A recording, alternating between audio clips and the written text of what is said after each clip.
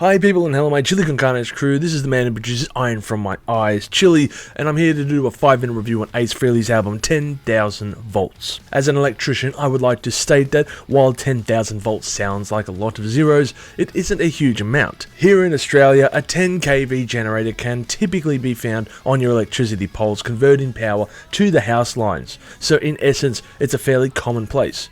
And common is perhaps the right word to transition to this review. Ace Frehley is most famous for being the guitarist for the band Kiss for the first 10 years of their existence, even part of the band's lineup that saw each band member release a solo album, and while I'm not a massive fan of the band, I did for most of the part think that this was his only solo album to date. While this may not sound like a great way to start off the review, I just want to be upfront with you so that you can understand me a bit more. Don't get me wrong, Kiss has some great songs, but I'm just not a super fan. My initial experience with the record was met with stiff disconnect due to previous experiences. However, after subsequent listens, I've started warming up to this effort by the musician, and while I stated earlier that the album sounded common, it still rocks at the end of the day. It just might not be filled with hooks and finesse that I would expect to hear from previous efforts from decades prior, but I guess this comes with the territory of getting old. Now, I can't lambast Ace for his guitar playing technique, especially considering that he was self-taught,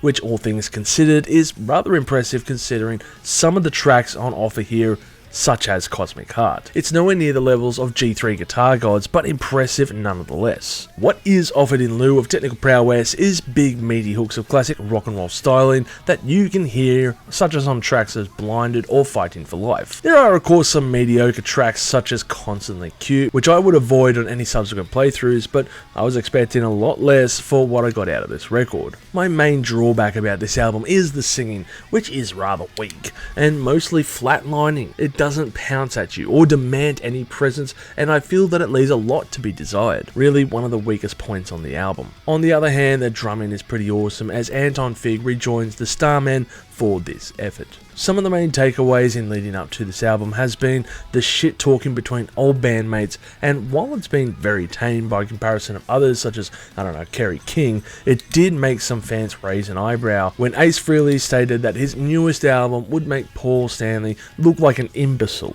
showing that, well, some scars never heal. So if you are asking me, does his album hold merit to this? Well, I don't know, and I don't care. It's not that I don't want to weigh in on this issue, I just don't have it in me to, dig up all of the band's history behind these two for what it is perhaps a minor throwaway gag. Instead, I'll just insert this clip here.